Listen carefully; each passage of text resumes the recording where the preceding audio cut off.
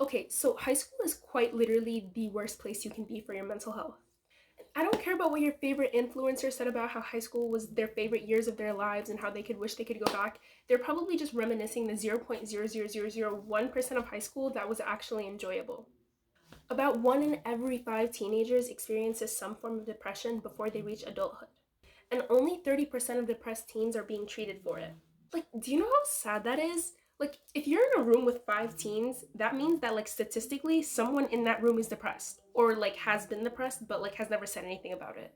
Okay, I'm not sure if that's how statistics works, but you get the point. Like, that's not good, what? So I thought it would be a good idea to make a video on ways to deal with anxiety and to make it a point that it's completely normal to deal with anxiety or depression as a high schooler. High school sucks. Why would anyone want to be there? It's full of try-hard smart kids, extremely attractive popular students. I mean, besides my school has like no hot guys. Anyway, it just seems like everyone's better than you. Like you're not special in any way and you're just another name on the attendance list. And before I give you guys these tips, I just want to make it completely clear I am not a therapist or any sort of licensed depression consultant. I'm just a regular high school girl going into 11th grade this year, and hopefully I can help anyone who's going through similar challenges as me. So yeah, I'm going to be showing you guys what I do to like sort of combat the anxiety that I deal with as a high school student. Okay, so starting off, the first tip is to remind yourself that no one cares about you. And you're probably thinking like, what the heck, that's going to make me feel worse. Just hear me out.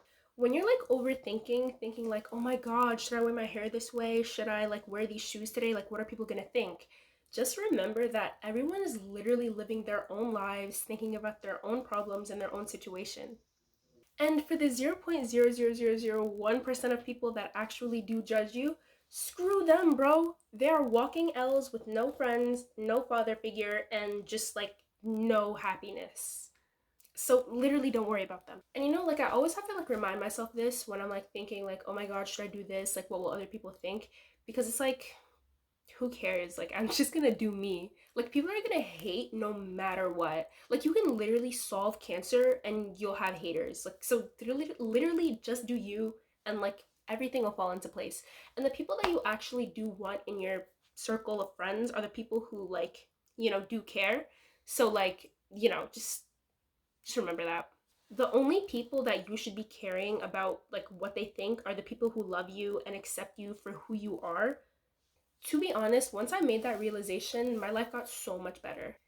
And this kind of goes into the next tip. Find friends that understand you, even if it's not many. And like, obviously, this is something that a lot of high schoolers struggle with because it's like, obviously, you want to be part of the popular group, you want everyone to like you. But it's like, literally, you're going to be so much happier spending time with your friends who aren't fake and who you actually enjoy spending your time with. And the thing about chasing the popular group is that, like, A, you literally have to change yourself to be like them. And C, this is like the dumbest one, you're not gonna be friends with them 2 weeks after school is done. Like, I know this firsthand. Like, every time I try to like chase the people who like have more friends or whatever, literally in the summer I don't even hang out with them. It's not worth it. Not that I'm saying like I'm like part of a popular group or like I'm just saying like just my experience with like trying to, be friends with people who I don't really necessarily like. But the last one like really gets me because like I'm like more of a long-term thinker, so it's like, bruh, what am I getting out of this? So yeah, find a tight group and stick with them. Okay, so the next tip is to think about what you've already accomplished. This one is for like the overthinkers like me who always think they're not doing enough for like college and like, setting yourself apart from your classmates, that type of thing.